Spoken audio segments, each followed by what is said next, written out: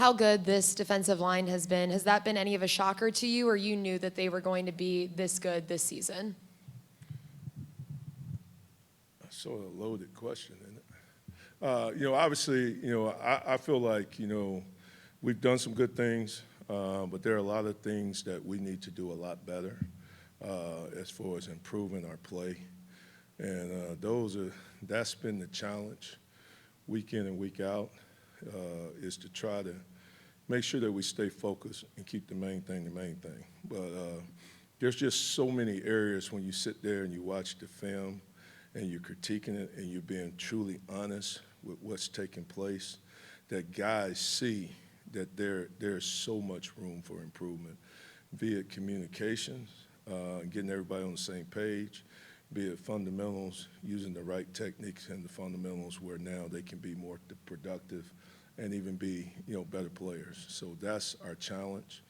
Hopefully we've spent, the off week trying to improve and work on us the first week off, and now we're back into scheme, getting ready for Kentucky. You guys have obviously been successful, and you talked a couple of weeks ago about how hard your group has played. How challenging is it for them to keep that kind of edge for 13 weeks when you're dealing with all the things that they're dealing with at their age? Well, I do think, the depth of the room, the way we play the room, I think the healthy competition, it creates that. Guys know that they have to play hard and they have to play physical or they're going to be out and sitting over there with me. So, they got choices, and every man gets to make a choice, and based off of those choices and how they perform, that's, that determines how much they play. But, the guys they've been very good. They've been very responsive. That's the one thing I do like about the room. I like the camaraderie in the room. I don't feel like there's any jealousy in the room. I think the guys really enjoy playing for one another. I think they have fun playing together, and they seem to do a really good job of encouraging and critiquing and coaching each other and pushing each other, where it's not always 100%, coach-led. And that's when, I do think we're making some progress in that area when it's being peer-led. How did you get to that point to where you took whatever egos were in the room and got them to the point where there wasn't jealousy? Was it always like that, or did you have to grow toward that? Well, obviously, we've spent, 4 years, trying to change the culture, trying to instill in these young men how blessed they are, to have an opportunity to play somewhere like the University of Tennessee, and what an honor it is to have that T on the side of your helmet, and that we're always playing for something bigger than us individually. Be it, that T on the side of our helmet, that name on the back of our jersey, those are the things that we represent. I just try to still blend a little old school with it, just the brotherhood, just thinking back when I played, how close, I was to my teammates, and the accountability piece that we tried to hold each other to. And obviously as a freshman, we had to learn that too from older guys. So I just think, just the older guys in that room that's been there, that stuck with us since day one, they've been able to, enforce, some of those things and let them know, hey, we have standards. This is what's expected. This is what's going to be tolerated and what's not going to be tolerated.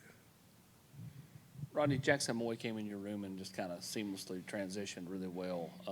Is he the first Polynesian kid you've coached, and how much have you enjoyed kind of getting to learn about his culture and coach him, and what's he bring to the table that sets him apart? He is the first one that I've been blessed to have an opportunity to coach. I came up second with Fahoko when he came out, and he ended up going to LSU. Coach O sold him that he was the D-line coach, but I still, maintain a great relationship with the kid and his family, so, having a chance to obviously coach, Jackson has been a joy. I mean, it's everything that I dreamed that it would be, that what he stands for, his character, his work ethic, you know, it's been really good for that room, and he has fit in great with that room.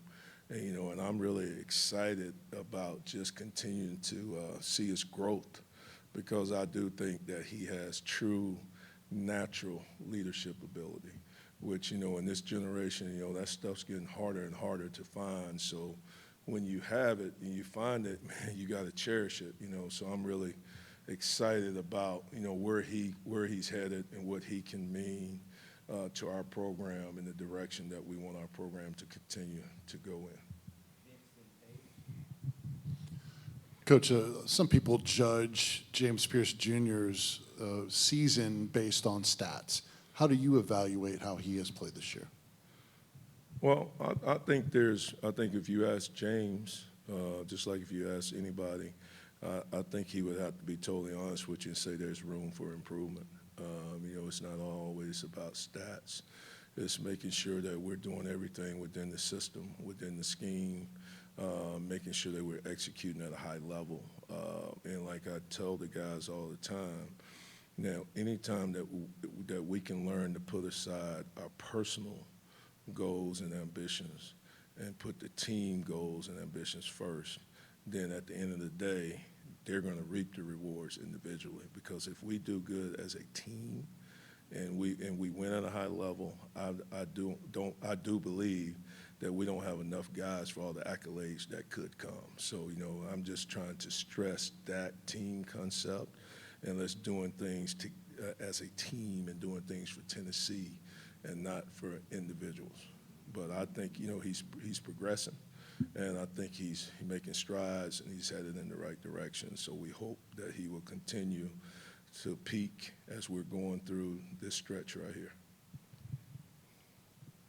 It seems Dominic Bailey continues to make strides this season. What have you liked most from him, whether his ability to affect the quarterback or just be disruptive at the line?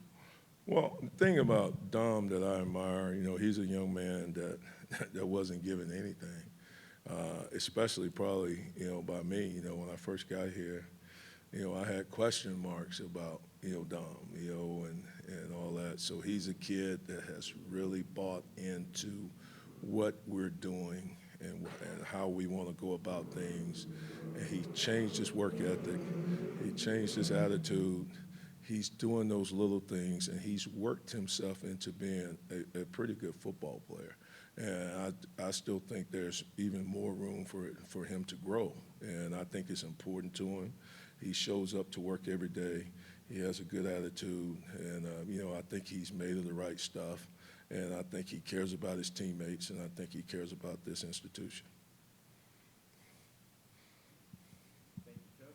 All right, thank you all. Have a good day.